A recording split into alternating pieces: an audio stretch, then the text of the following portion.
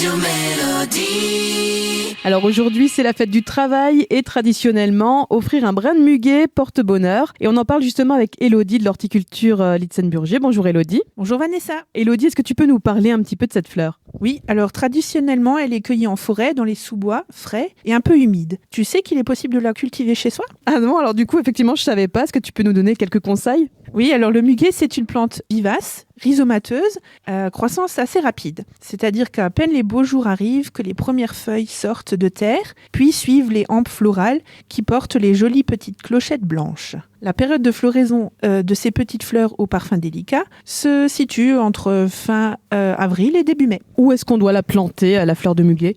On pense un peu aux endroits où on la trouve en forêt, c'est-à-dire une zone plutôt ombragée, à mi-ombragée, avec un sol riche, humifère et frais. Pour pouvoir profiter de cette plante en début du mois de mai, il est préférable de le planter des griffes en automne. Donc là, tu prends ta griffe, tu conserves les bourgeons terminaux, mais il est aussi possible de les planter en début du printemps, hors période de gel.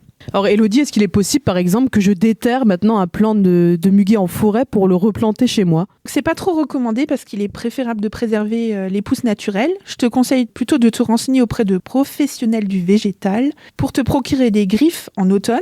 Ou alors tu peux aussi acheter des plants aux alentours du 1er mai, des plantes en pot que tu mettras en terre une fois la floraison terminée. Et petit rappel, c'est une plante qui est toxique, alors on n'en mange pas. Merci beaucoup Élodie. Je rappelle qu'on te trouve à l'horticulture Litzenburger à Bliesbruck et moi je te souhaite un très bon 1er mai. Merci, à toi aussi.